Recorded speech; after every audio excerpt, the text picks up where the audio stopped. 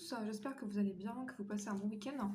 Aujourd'hui, je vais parler de ce que j'ai intitulé «Répandre son âme devant l'Éternel» dans la prière. J'aurais pu le préciser, mais ça me semble évident. Répandre son âme devant l'Éternel.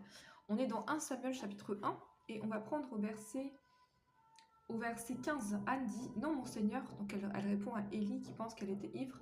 «Je suis une femme qui souffre en son cœur et je n'ai bu ni vin ni boisson enivrante, mais je répandais mon âme devant l'Éternel.» Donc Anne était en train de répandre son âme dans la prière. Alléluia.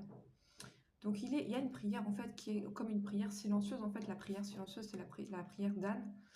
Et c'est une prière où on répand son cœur devant l'Éternel. C'est une prière où en fait notre cœur en fait est connecté à Dieu dans la prière, et c'est pas forcément une prière qui se fait de manière audible. Alléluia. On va parler de cette prière aujourd'hui. Répandre son âme devant l'Éternel. Psaume, deux exemples dans la parole de Dieu, à part celui d'Anne, celui de David. Psaume 62. Psaume 62, à partir du verset 9. Psaume 62, verset 9.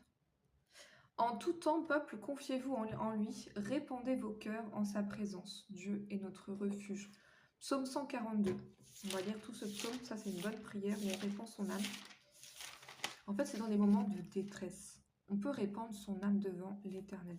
En fait, on est en train de littéralement de se décharger sur lui. C'est le mot qui convient, de se décharger sur l'Éternel. Toutes nos souffrances, notre peine, quand on ne peut plus supporter, il faut absolument faire cette prière où on se répand sur lui. Psaume 142. Cantique de David lorsqu'il était dans la caverne. De ma voix, je crie à l'Éternel, de ma voix, j'implore l'Éternel, je répands ma plainte devant lui, je lui raconte ma détresse. Donc c'est exactement ce qu'a fait Anne. On raconte à Dieu notre détresse. Quand mon esprit est abattu au-dedans de moi, toi, tu connais mon sentier. Sur la route où je marche, ils m'ont tendu un piège.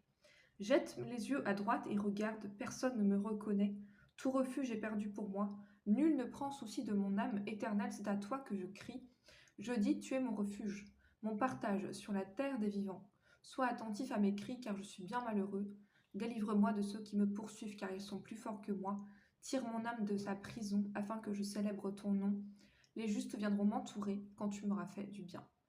Ça, c'est vraiment typiquement une prière où on répand son âme devant l'Éternel.